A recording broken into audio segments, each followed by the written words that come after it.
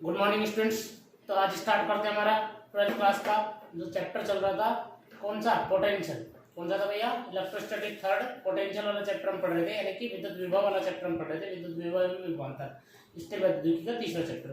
तो हम पढ़ रहे हैं, आगे स्टार्ट करते हैं। कल तक हमने पढ़ा था पोटेंशियल डिफरेंस यानी कि विभवांतर। आज हम क्या पढ़ने वाले? पोटेंशियल। क्या पढ़ने वाले? पोटेंशियल यानी कि विभव। क्या पढ़ने वाले हैं? विभव। ठीक है भाई, पोटेंशियल हम पढ़ने वाले हैं। पोटेंशियल यानी कि विद्युत विभव। विद्युत विभव हम पढ़ने वाले हैं। बहुत ही सिंपल टॉपिक है, आराम से आपको समझ में आएगा। एक बात सोचो कि मान लो ये एक इलेक्ट्रिक फील्ड है, ठीक? ये क्या है? Electric field. इस क्यू चार्ज की वजह से ये इलेक्ट्रिक फील्ड जनरेट हो रहा है, ये विद्युत क्षेत्र बन रहा है क्यू चार्ज की वजह से, ठीक? हम क्या करते हैं? इन्फिनिटी पर जाते हैं। कहां पर जाते हैं? इन्फिनिटी पर, यानी कि अनंत पर जाते हैं। कहां पर जाते हैं भैया? अनंत पर जाते हैं, इनफाइनाइट पर। और यहां से एक क्यू चार्ज लेते हैं। किसको लेते हैं? क्यू चार्ज को। और इस क्यू चार्ज की वैल्यू मान लो 1 कूलम है। कितनी है? 1 कूलम। और इस 1 कूलम चार्ज को मैं किसी भी तरीके से, कोई भी रास्ता यूज करूं, चाहे कोई भी पथ यूज करूं, कोई भी वे यूज करूं, चाहे मैं स्ट्रेट लाऊं, चाहे मैं ऐसे लाऊं, चाहे मैं ऐसे लाऊं, कैसे भी लाऊं, क्योंकि कंजर्वेटिव फोर्स यानी कि संरक्षी बल के मैं विरुद्ध काम कर रहा हूं, तो ये पाथ पर तो डिपेंड करेगा ही नहीं। पाथ पर तो डिपेंड करेगा ही नहीं। किसी भी तरीके से आ रहा हो, वर्क डन सेम रहेगा, कार्य क्या रहेगा? समान रहेगा। और मैं इसको इन्फिनिटी से इलेक्ट्रिक फील्ड में इस पॉइंट पी तक ले आता हूं। कहां तक लाता हूं? पी तक। तो यहां से यहां तक लाने में मुझे कुछ वर्क करना पड़ा कि नहीं करना पड़ा? कुछ ना कुछ तो कार्य करना पड़ा कि नहीं करना पड़ा? इस वर्क को कहते हैं हम लोग, इस पॉइंट का पोटेंशियल। इस पॉइंट का क्या कहते हैं? पोटेंशियल। बोलो, क्लियर है? यानी कि मैं किसी भी चार्ज जो कि 1 कूलम है, इस 1 कूलम चार्ज को मैं इंफिनिटी से इलेक्ट्रिक फील्ड के किसी भी पॉइंट तक इलेक्ट्रिक फील्ड के अगेंस्ट, इलेक्ट्रिक फील्ड के अगेंस्ट, इलेक्ट्रोस्टैटिक फोर्स के अगेंस्ट इलेक्ट्रिक फील्ड में, कहां पर? इलेक्ट्रिक फील्ड में किसी एक पॉइंट तक लाता हूं। तो इस पॉइंट तक लाने में जो भी मैंने वर्क किया है, वो मेरा वर्क किसके बराबर हो जाएगा? पोटेंशियल के बराबर हो जाएगा। मतलब 1 कूलम आवेश को अनंत से, कहां से? अनंत से विद्युत क्षेत्र में, कहां पर? विद्युत क्षेत्र में स्थिर विद्युत विभव, स्थिर विद्युत बल, स्थिर विद्युत बल के विरुद्ध लाने में, स्थिर विद्युत बल के विरुद्ध लाने में मैंने जो भी कार्य किया है, वो सारा का सारा कार्य किसके बराबर हो जाएगा? वो उस बिंदु पर विभव के बराबर हो जाएगा, उस पॉइंट पर विद्युत विभव के बराबर हो जाएगा। बोलो, क्लियर है? यहां तक बात समझ में आई कि भाई एकांक धनावेश को अनंत से विद्युत क्षेत्र के किसी बिंदु तक विद्युत बल के, स्थिर विद्युत बल के विरुद्ध लाने में किया गया कार्य क्या कहलाता है? उस बिंदु पर विद्युत विभव। यानी कि क्या है भैया? The net work done to bring a charge from infinity to bring a unit charge from infinity to a particular point in electric field, against to electrostatic force is known as potential at the point। बोलो, clear है? यहाँ तक बात समझ में आएगी? दोबारा एक बार फिर से रिपीट कर रहा हूँ, फिर से सुनेंगे अच्छे से। भैया मैं कह रहा हूँ कि द नेट वर्क डन, मैंने क्या कहा? The net work done is equal to the potential to bring a unit charge from infinity to particular point in electric field against to, क्या भैया? against to electrostatic force is known as potential at the point, एकांक धनावेश को अनंत से, कहां से? अनंत से विद्युत क्षेत्र के किसी बिंदु तक, विद्युत क्षेत्र के विरुद्ध लाने में किया गया कार्य, क्या कहलाता है? उस बिंदु पर विद्युत विभव कहलाता है। बहुत बढ़िया भाई, इसको रिप्रेजेंट करते हैं V से, और ये होगा W/Q। कैसे आया मैं समझाता हूं। मान लो कि मैंने Q चार्ज लिया और मेरा वर्क डन हुआ W, मेरा वर्क डन कितना हुआ? W। लेकिन मैंने क्या कहा कि 1 कूलम के लिए, एक चार्ज के लिए, 0.1 चार्ज के लिए, यूनिट चार्ज के लिए वर्क निकालो, तो भाई यूनिट चार्ज के लिए वर्क कितना हो जाएगा? Total work upon total charge, total work upon total charge. ये किसके बराबर हो गया भैया? पोटेंशियल के हो गया। किसके हो गया? पोटेंशियल के। तो पोटेंशियल का फॉर्मूला समझ में आया कि W अपॉन कितना? Q, W upon Q। Unit क्या हो जाएगी इसकी भाई? यूनिट हो जाएगी इसकी, अगर मैं इसकी मात्रक की बात करूं, यूनिट की बात करूं, तो कितना हो जाएगा? कार्य का मात्रक, वर्क का मात्रक, वर्क की यूनिट क्या होती है? जूल, और चार्ज की यूनिट क्या होती है? कूलाम। तो जूल पर कूलाम, और इसी को हम क्या कहते हैं? वोल्ट कहते हैं। इसी को हम क्या कहते हैं? वोल्ट कहते हैं। तो चीजें यहाँ तक क्लियर है। इसी को हम क्या कहते हैं? वोल्ट। बहुत इंपॉर्टेंट है। अच्छा भाई, कैसी क्वांटिटी है? स्केलर क्वांटिटी है, यानी कि कैसी राशि है? अदिश राशि है। कैसी है? अदिश राशि। बहुत अच्छी बात है। एग्जाम में एक बार पूछा हुआ क्वेश्चन है, ध्यान रखिए, राजस्थान बोर्ड में भी पूछा हुआ है, सीबीएसई में पूछा हुआ है कि भाई पोटेंशियल कैसी क्वांटिटी है? स्केलर है कि वेक्टर है? तो वहां लिखना था क्या? स्केलर है। क्वेश्चन क्या पूछा था? क्वेश्चन पूछा था कि भाई उस फिजिकल क्वांटिटी का नाम बताओ जिसकी यूनिट कितनी है? जूल पर कूलाम है, जूल पर कूलाम है, और साथ में ये भी बताओ कि वो स्केलर है कि वेक्टर है। तो इस तरह का क्वेश्चन आया हुआ है, बोर्ड में ध्यान रखेंगे। तो डायरेक्ट आपका आंसर क्या आता कि भाई ये तो पोटेंशियल है। क्या है? पोटेंशियल, यानी कि विभव है। और ये कैसी क्वांटिटी है? Scalar quantity. कैसी क्वांटिटी है? Scalar quantity. बोलो क्लियर है? चीजें यहाँ तक क्लियर है? यहाँ तक कोई परेशानी नहीं होनी चाहिए। अब हम बात करेंगे पोटेंशियल और पोटेंशियल डिफरेंस के बारे में। अब हम पढ़ने वाले हैं पॉइंट चार्ज की वजह से। Potential due two point charge, बिंदु आवेश के कारण विद्युत विभव। बहुत सिंपल डेरिवेशन है, आराम से आपको समझ में आएगी, बहुत मजे आ जाएंगे। डेरिवेशन को ढंग से देखेंगे, बहुत धीरे पढ़ाने वाला हूँ, बहुत धीरे, आपको बिल्कुल क्लियर आ जाना चाहिए। एक एक चीज अच्छे से बताऊंगा, सारी कहानी सिखाऊंगा आज पोटेंशियल की। तो भाई मैं पढ़ने वाला हूं potential due two point charge. Potential due two point charge यानी कि बिंदु आवेश के कारण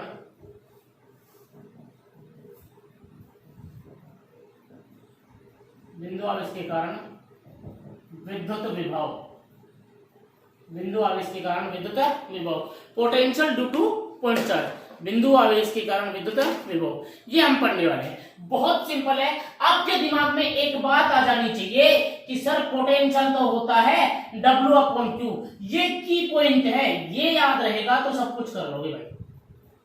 कि की पॉइंट क्या है सर? V बराबर होता है W अपॉन Q। मतलब अगर मुझे वर्क पता चल जाए ना, मेरा काम चल जाएगा सर। मुझे समझ में आ गया कि मेरे लिए मेन मोटो है, मेरे लिए मेन उद्देश्य क्या है कि सर मुझे वर्क पता चल जाए, कार्य पता चल जाए, तो मैं चार्ज में पोटेंशियल निकाल लूंगा, कोई समस्या नहीं।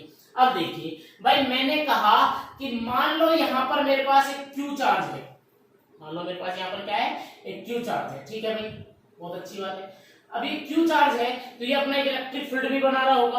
अब मैं कहता हूं कि सर मैं इसके इलेक्ट्रिक फील्ड में ही, इसके इलेक्ट्रिक फील्ड में ही इससे स्मॉल r डिस्टेंस पर, इससे स्मॉल r डिस्टेंस है यहाँ पर, और यहाँ पर मैं कोई पॉइंट कंसीडर कर रहा हूँ। सर मैं चाहता हूँ इस पॉइंट P पर, इस पॉइंट P पर मेरा पोटेंशियल मुझे पता चल जाए कि इस पॉइंट P पर मेरा पोटेंशियल कितना है। बहुत सिंपल बात है, पॉइंट P पर पोटेंशियल निकालना है, वहां पर पोटेंशियल निकालना है पॉइंट P पर।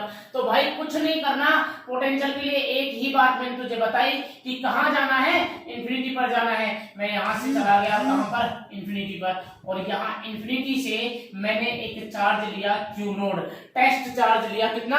Q नोड, और इस Q नोड चार्ज को मैं इस पॉइंट P पर लाना चाह रहा हूँ। इस पॉइंट कहां पर लाना चाह रहा हूं? P पर। बहुत बढ़िया। मान लो इलेक्ट्रिक फील्ड यहीं तक ही था। आप दिमाग लगाना अच्छे से, मैं समझा रहा हूं अच्छे से कि मान लो कि इलेक्ट्रिक फील्ड सिर्फ यहीं तक ही था, इसके बाद इलेक्ट्रिक फील्ड हो गया खत्म, इसके बाद इलेक्ट्रिक फील्ड नहीं। यहां तक तो इलेक्ट्रिक फील्ड है जहां तक मैंने डैश किया, इसके बाद इलेक्ट्रिक फील्ड नहीं। अब लाना यहां तक है, लाना यहां तक है। मुझे बताओ कि जब Q नोड यहां आएगा तो क्या इस पर कोई फोर्स लगेगा? नहीं। आप कहोगे सर कोई फोर्स नहीं होगा, क्यों नहीं होगा? क्योंकि सर चार्ज पर फोर्स होता है Q node into E external. यहाँ पर सर कोई एक्सटर्नल इलेक्ट्रिक फील्ड नहीं है, तो यहाँ पर कोई फोर्स भी नहीं होगा। बहुत अच्छी बात है सर, यहाँ तक भी कोई फोर्स नहीं होगा। लेकिन सर जैसे ही हमने यहाँ पर एंट्री की, यहाँ पर इस पर फोर्स लगना शुरू हो गया सर, F बराबर Q नोड E एक्सटर्नल। बहुत अच्छी बात है, यहाँ पर फोर्स लग गया सर, हमें समझ में आ गया यहाँ पर फोर्स लग गया। बहुत अच्छी बात। अब मुझे एक बात बताओ कि क्या E एक्सटर्नल जो है क्या वो कांस्टेंट है? आप कहोगे सर ये तो कांस्टेंट नहीं है क्योंकि ये तो डायरेक्टली प्रोपोर्शनल है 1/r² के। मतलब यहाँ पर जो डिस्टेंस है, यहाँ से और यहाँ तक की डिस्टेंस की बात करें तो सर यहाँ पर इलेक्ट्रिक फील्ड कुछ और होगा क्योंकि डिस्टेंस यहाँ के कंपैरिजन में ज्यादा है। और अगर मैं यहाँ पर बात करूंगा सर यहाँ डिस्टेंस कम हो जाएगी EQ से, तो और इलेक्ट्रिक फील्ड बढ़ जाएगा क्योंकि जैसे जैसे R कम होगी वैसे वैसे E बढ़ना शुरू हो जाएगा, E बढ़ना शुरू हो जाएगा। और सर जैसे जैसे E बढ़ेगा, जैसे जैसे E बढ़ेगा सर वैसे वैसे फोर्स भी बढ़ेगा, और फोर्स बढ़ेगा तो वर्क क्या होता है, फोर्स इंटू डिस्प्लेसमेंट होता है सर। फोर्स इंटू क्या होता है, डिस्प्लेसमेंट। तो सर फोर्स इंटू डिस्प्लेसमेंट होगा तो सर वर्क भी बढ़ जाएगा, मेरा वर्क भी चेंज हो जाएगा। अब मुझे बताओ कि भाई क्या मेरा पूरा यहां से और यहां तक में जो वर्क है वो कांस्टेंट है कि वेरिएबल है? आप कहोगे सर वेरिएबल है, यानी कि मेरा यहां से यहां तक जो कार्य है वो नियत है कि बदल रहा है। आप कहोगे सर बदलेगा, क्यों बदलेगा? क्योंकि सर डिस्टेंस बदल रही है, और डिस्टेंस बदल रही है तो उससे क्या बदल रहा है, इलेक्ट्रिक फील्ड, और इलेक्ट्रिक फील्ड बदल रहा है तो क्या बदल रहा है, फोर्स, और फोर्स बदल रहा है उससे क्या बदल रहा है, वर्क। और सर मुझे तो वर्क ही निकालना है, मैं कैसे निकालूं? वर्क तो मेरा चेंज हो रहा है, कोई पॉइंट पे चेंज हो रहा है वर्क, सर कैसे करें, कैसे करें? बड़ी समस्या हो गई। तो भाई मेरी बात सुन, जब चीजें वेरिएबल हो, मैंने तुझे क्या कहा था कि जब भी वेरिएशन आए, वेरिएबिलिटी आए, जब चीजें बदल रही हो तो तुम्हें क्या मानना होता है, टिनी पार्ट मानना होता है। और टिनी पार्ट किसका मानना होता है? टिनी पार्ट ऐसा मानना होता है जिसकी वजह से वेरिएबल आ रहा है, जिसकी वजह से वेरिएशन आ रहा हो। तो किसकी वजह से वेरिएशन आ रहा है? डिस्टेंस की वजह से। सर मेन रीजन है R बदल रहा है, इस वजह से E बदल रहा है, और इस वजह से F बदल रहा है, और इस वजह से W बदल रहा है। तो मेन रीजन कौन है?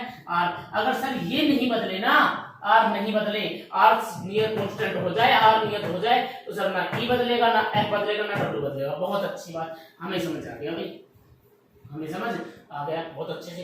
चलो मैं अब आपको टिनी पार्ट की कहानी सुनाता हूँ कि क्यों टिनी पार्ट मानते हैं, क्या है रीजन टिनी पार्ट का, समझाता हूँ अच्छे से। फील है ना भाई साहब, आज तुम टिनी पार्ट सीख जाओगे ना तो समझ लो कि तुमने फिजिक्स के अंदर आधा काम कर लिया, फिजिक्स तुम्हें बहुत इजीली आ गई। सबसे बड़ी समस्या आती है बच्चे के सामने कि टिनी पार्ट क्यों मानते हैं, ज्यादातर डेरिवेशन होती है उनमें टिनी पार्ट मान लेते हैं, बच्चे को समझ नहीं आता सर टिनी पार्ट क्यों मान लिया, फिर वो रट सा लेता है कि यहाँ पर इस डेरिवेशन में टिनी पार्ट मानना है।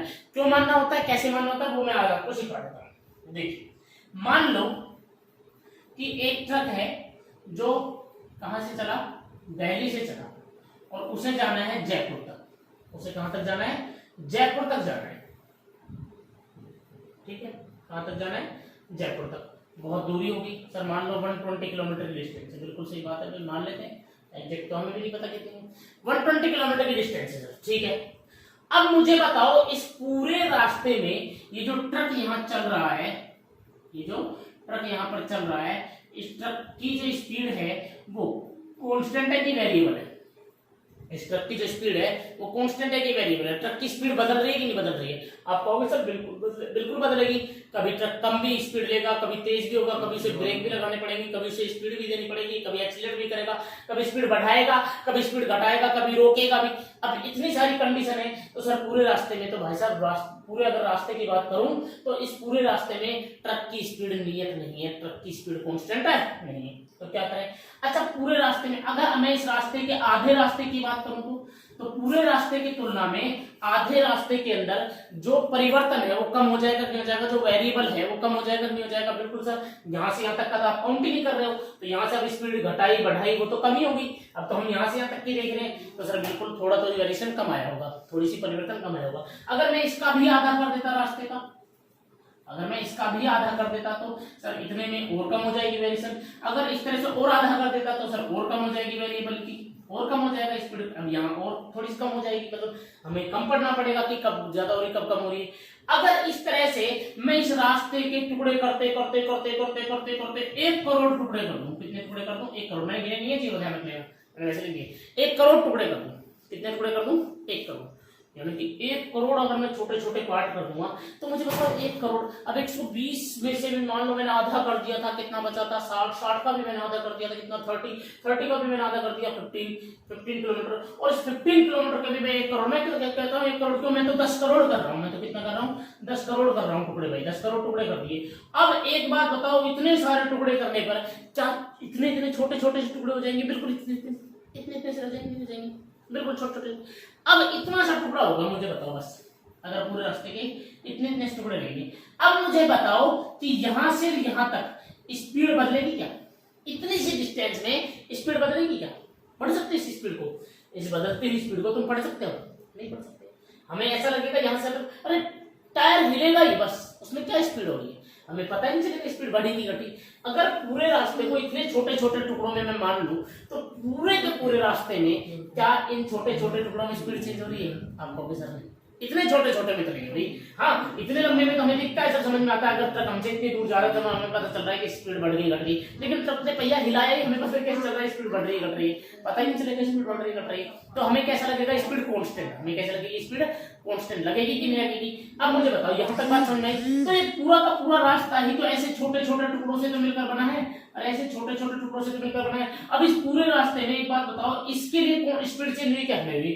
क्या इसके लिए चेंज हुई? क्या इस वाले के लिए चेंज होगी? नहीं। अगर ऐसे में और टुकड़े मानूं तो इसके लिए स्पीड चेंज होगी क्या? इसके लिए होगी, इसके लिए भी नहीं होगी, इसके लिए भी नहीं होगी, इसके लिए भी। तो सब कुछ कैसा लगेगा? कांस्टेंट सा लगेगा कि नहीं लगेगा? लगेगा। बोलो क्लियर है? तो जितनी स्पीड यहां थी क्या उतनी स्पीड यहां रहेगी? बिल्कुल चेंज ही नहीं होगी इसमें, और चेंज ही नहीं होगी। तो ना स्पीड यहाँ स्पीड चेंज नहीं होगी तो यहाँ भी चेंज नहीं, यहाँ भी चेंज नहीं, यहाँ भी चेंज नहीं। तो फोर्स यहाँ भी चेंज नहीं होने वाला, फोर्स यहाँ भी चेंज नहीं होने वाला, फोर्स यहाँ भी चेंज नहीं होने वाला। अगर यहाँ फोर्स चेंज नहीं हो रहा तो क्या भैया एक्सीलरेशन चेंज हो रहा है? नहीं हो रहा। तो क्या वर्क चेंज हो रहा है? सर वर्क भी चेंज नहीं हो रहा, क्योंकि क्या नहीं चेंज हो रही? स्पीड चेंज नहीं हो रही। क्या चेंज नहीं हो रही? स्पीड चेंज नहीं होती। अब स्पीड चेंज नहीं होती, वर्क भी चेंज नहीं होगा। बोलो क्लियर है? तो इसलिए हम क्या करते हैं, अब एक बात बताओ, फिर इन सारे टुकड़ों में वर्क सेम रहेगा नहीं रहेगा? बिल्कुल सेम रहेगा।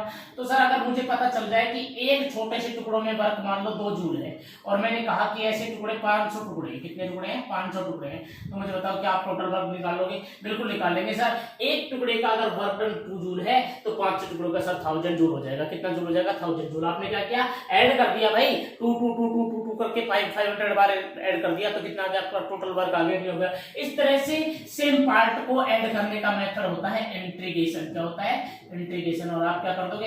इंटीग्रेशन कर दोगे किसी भी एक छोटे से टिनी पार्ट को मान करके। तो जब भी चीजें वेरिएबल हो तो क्या करते हैं? टिनी पार्ट मानते हैं। क्या मानते हैं? टिनी पार्ट। टिनी पार्ट मानने से हमें प्रॉफिट क्या होगा कि जहां वेरिएबिलिटी आ रही थी, जहां चीजें बदल रही थी, वो चीजें क्या हो जाएंगी? कांस्टेंट हो जाएंगी। और किसी भी एक छोटे से टुकड़े का आप निकाल लो और स्टार्टिंग से लेके एंड तक उसे टोटल क्या कर दो? इंटीग्रेट कर दो। शुरू से जहां से स्टार्ट किया वहां से और जहां तक जाना चाहते हो वहां तक का क्या निकाल लो? टोटल इंटीग्रेट कर दो। आपके पास टोटल जो भी आप निकाल रहे थे, वर्क निकाल रहे थे वर्क, फोर्स निकाल रहे थे तो फोर्स, जो भी आप निकाल रहे थे आपका निकल के आ जाएगा। बोलो बातें समझ में आएगी? तो इस तरह से करते हैं जब भी चीजें बदल रही हो। अब टिनी पार्ट किसका मानते हैं? जिसकी वजह से वेरिएबिलिटी आ रही हो, जिसकी वजह से परिवर्तन आ रहा हो। तो भाई मेरा यहाँ पे परिवर्तन, मेरी यहाँ पे वेरिएबिलिटी किसकी वजह से आ रही है? मेरी यहाँ पे वेरिएबिलिटी आ रही है आर की वजह से, मेरा आर चेंज हो रहा है। तो अगर मैं इस पूरे रास्ते को वैसे ही छोटे छोटे टुकड़ों से मैं मान लूं तो मुझे बता इतने से टुकड़ों में क्या आर चेंज हुआ? मुझे बता, मैंने कहा कि मान लो मेरे छोटा सा टुकड़ा डी आर है। कितना है? डी आर है। अब मैं कहता हूं डी आर क्या है? बहुत छोटा, r less than less than less than less than less than less than less than r है। आर के कंपैरिजन में बहुत छोटा है, इतना छोटा है। मतलब अगर आर 1 किलोमीटर है तो ये इसका बहुत छोटा, मतलब ये है 0.0000001 मीटर। अब बता इतना छोटा। अब ये चीजें समझ में आती है कि 1 किलोमीटर चेंज हो रहा है तो वेरिएशन आएगी, लेकिन यहाँ दिखाई नहीं देगा हमें यार, ये तो हमें दिखाई नहीं देता, इतना छोटा टुकड़ा है। अब इसमें क्या वेरिएबिलिटी हम चेक कर सकते हैं? नहीं कर सकते। तो इसलिए क्या करते हैं? लेकिन एक बात बताओ कि ये पूरा 1 किलोमीटर का जो टुकड़ा होगा क्या ऐसे ही छोटे छोटे टुकड़ों से मिलकर बना है? मतलब पूरे रास्ते को मैं ऐसे छोटे छोटे पार्ट से डिवाइड तो कर सकता हूँ, इतने छोटे छोटे टुकड़ों से तो मिलकर बना होगा ना। चाहे बना हो चाहे ऐसे 10 करोड़ टुकड़े लगे हों, लेकिन ऐसे 10 करोड़ टुकड़ों से मिलकर तो बना है। तो जब इसमें वेरिएशन नहीं होगी तो क्या उन 10 करोड़ में होगी? नहीं होगी। तो किसी भी एक पार्ट के लिए निकालो, बाकी सबके लिए सेम होगा कि नहीं होगा? होगा। तो किसी भी एक पार्ट के लिए निकालो और उसे इंटीग्रेट कर दो, टोटल आ जाएगा। तो ये चीजें हैं सारी वेरिएबल की, जहां पे इसलिए टिनी पार्ट मानते हैं। तो यहाँ पर अब मेरा क्या चेंज हो रहा था? आप कहोगे कि सर इलेक्ट्रिक फील्ड चेंज होता। तो अगर मैं क्या करता हूँ, मैं यहाँ पे एक छोटा सा टिनी पार्ट कंसिडर कर लेता हूँ डी आर। कितना कर लेता हूँ? D R. मैं कहता हूँ डी आर बहुत छोटा है, डी आर बहुत छोटा है, इतना छोटा है कि यार इलेक्ट्रिक फील्ड चेंज नहीं होता, इसमें इलेक्ट्रिक फील्ड चेंज नहीं होता। और मैं ये मानता हूं कि चार्ज क्यू से कितनी डिस्टेंस पे? एक्स डिस्टेंस पे जाकर के मैंने डी आर माना। क्यू से कितनी डिस्टेंस पे? एक्स डिस्टेंस पे जाकर मैंने डी आर माना। तो मुझे बताइए कि इस डी आर पार्ट को क्यू नोड को पास करने में, क्रॉस करने में कुछ वर्क हुआ होगा। तो इस टी पार्ट का मैं वर्क निकाल लूं और उसे इंटीग्रेट कर दूंगा कहां से तक? मैं कहां तक आना चाहता हूं? आर तक। और कहां से चला था? इन्फिनिटी से। तो इनिशियल से कहां तक, फाइनल तक, स्टार्टिंग से एंड तक मैं क्या कर दूंगा, इंटीग्रेट कर दूंगा, मेरे पास टोटल वर्क डन आ जाएगा, नहीं आ जाएगा, बिल्कुल आ जाएगा। तो भाई सबसे पहले मैं निकालना चाहता हूं कि work done due to tiny part dr, मतलब कि क्यू नोड को इस dr को क्रॉस करने में कितना वर्क डन हुआ। तो पहले तो मुझे इस dr पर भाई क्या निकालना पड़ेगा, फोर्स निकालना पड़ेगा नहीं निकालना पड़ेगा कि भाई dr पर चार्ज क्यू नोड कितना फोर्स एक्सपीरियंस कर रहा है। पहले तो फोर्स निकालूंगा, फिर ही तो वर्क निकालूंगा, तभी तो वर्क निकालूंगा। और फोर्स कब आएगा, जब मुझे यहाँ पर क्या पता हो, इलेक्ट्रिक फील्ड पता हो। तो मान लो यहाँ पर इलेक्ट्रिक फील्ड ई है, तो देखिए क्या होगा। अब मैं बात करता हूँ यहाँ पे सबसे पहले electric field at x distance from q, from charge q, आवेश q से x दूरी पर विद्युत क्षेत्र। तो कितना होगा इलेक्ट्रिक फील्ड, भाई हमें पता है सर, पॉइंट चार्ज की वजह से इलेक्ट्रिक फील्ड, बिंदु आवेश की वजह से विद्युत क्षेत्र Q/r² होता है, यानी कि यहाँ पर कितना है, x डिस्टेंस है, तो Q कितना x² होगा। सर बिल्कुल समझ में आ गया सर, हमें ये बात समझ में आ गई। तो अब क्या होगा, force on charge Q node eight टिनी part dr, यानी कि आवेश Q नोड पर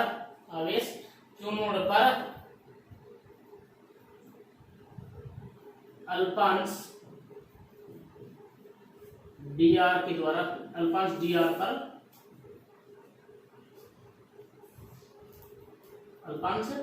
dr पर बल, और क्लियर है, अल्पांश dr पर बल, ठीक है। तो कितना बल होगा, कितना फोर्स होगा, ये हमें निकालना है भाई, बहुत ही सिंपल है।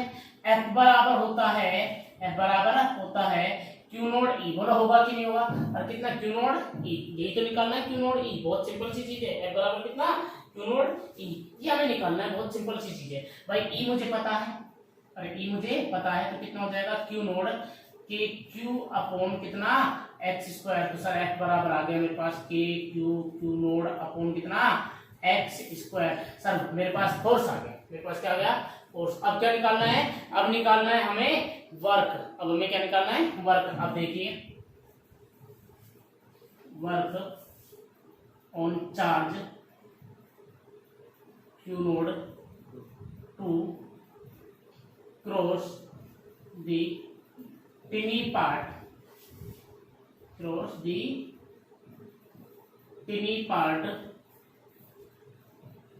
dr, यानी कि आवेश Q नोड पर अल्पांश dr को पार करने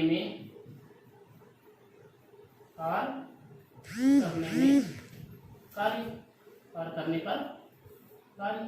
तो कितना कार्य होगा, अल्पांश Q नोड पर आवेश Q नोड पर अल्पांश dr को पार करने पर कुल कार्य।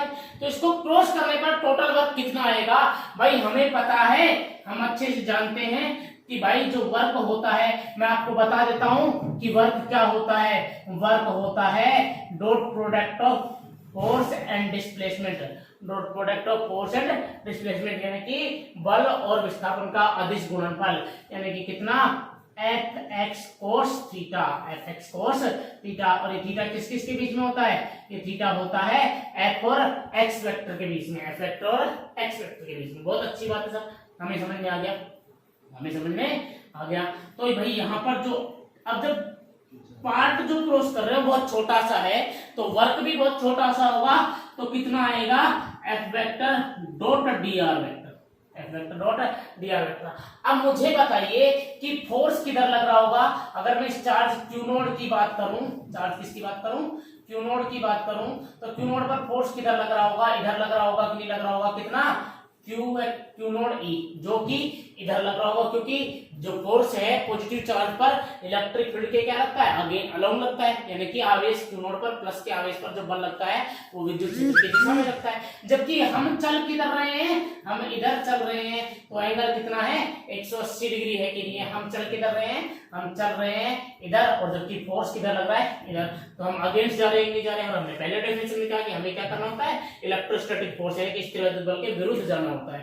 तो भाई सीधी सी बात है, यहाँ पर जो है क्या होगा, dw इक्वल टू कितना होगा, एफ डी आर कोस 180 डिग्री।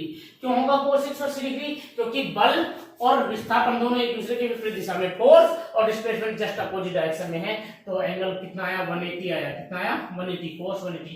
कोस 180 की वैल्यू होती है -1। कोस 180 की वैल्यू कितनी होती है, -1 होती है भाई। कोस 180 बराबर होता है -1। तो मेरे पास dw इक्वल टू आ गया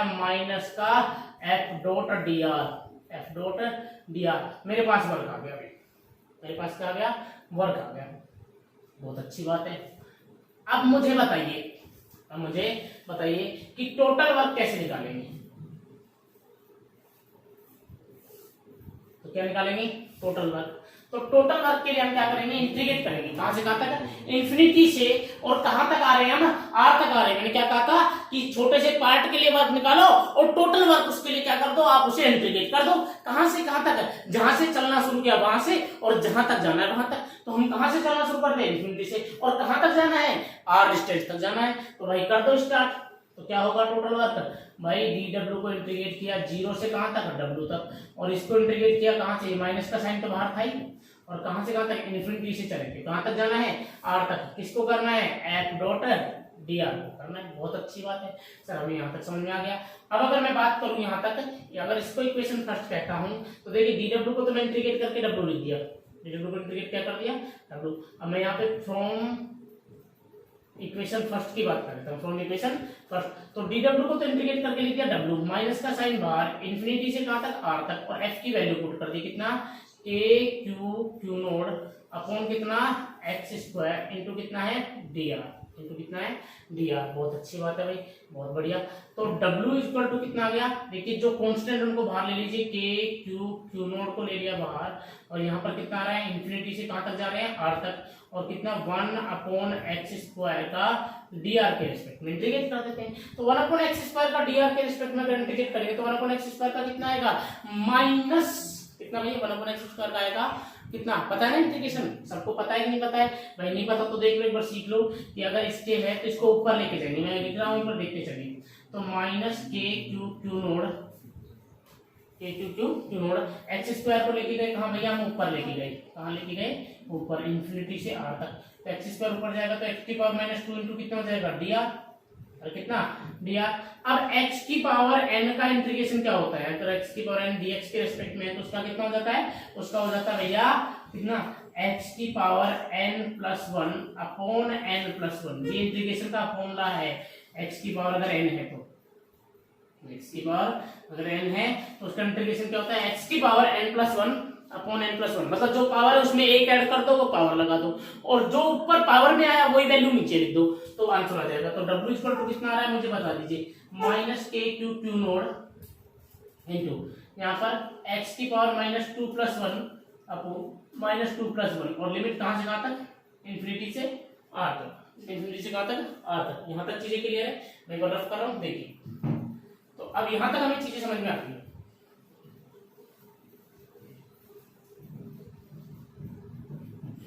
अब देखो आगे, माइनस के क्यू नोड इंटू कितना, x की पावर -2 और प्लस का 1 तो कितना हो जाएगा, माइनस का 1, और नीचे भी कितना, माइनस का 1। लिमिट कहां से कहां तक, इन्फिनिटी से r तक। तो भाई अब इसको मैं नीचे ले आऊं, माइनस को इधर मल्टीप्लाई करूंगा तो माइनस माइनस क्या हो जाएगा, प्लस हो जाएगा। तो देखिए कितना हो जाएगा, k क्यू नोड, और इधर आ गया 1 अपॉन x, क्योंकि पावर को नीचे लाएंगे वापस किस में हो जाएगी, प्लस में हो जाएगी, इन्फिनिटी से कहां तक, r तक। अब एक बार रखेंगे अपर लिमिट और माइनस क्या, लोअर लिमिट। तो w इक्वल टू कितना आ रहा है, k q naught 1 upon r upper limit minus 1 upon कितना इंफिनिटी। अब 1 अपॉन इंफिनिटी की वैल्यू कितनी होती है आपको बता दूं, 0 होती है। कितनी होती है? 0। 1 अपॉन इंफिनिटी की वैल्यू कितनी होती है? 0। जिसको नहीं पता समझा देता हूं। एक्चुअल में इंफिनिटी का मतलब होता है 1 अपॉन 0। कितना होता है? 1 अपॉन 0। तो अब मैं कहता हूं 1 अपॉन इंफिनिटी, इसका मतलब क्या हो जाएगा? 1 अपॉन 0। अब 0 कहां चल जाएगा? ऊपर, तो 0 अपॉन 1 बन जाएगा। इसकी वैल्यू कितनी आएगी? 0। और कितनी आएगी? 0। तो इसलिए इसको ऐसे लिखा 1 अपॉन इंफिनिटी की वैल्यू कितनी होती है? 0 होती है। तो W इक्वल टू कितना आ रहा है? K Q node 1 upon R minus कितना? 0।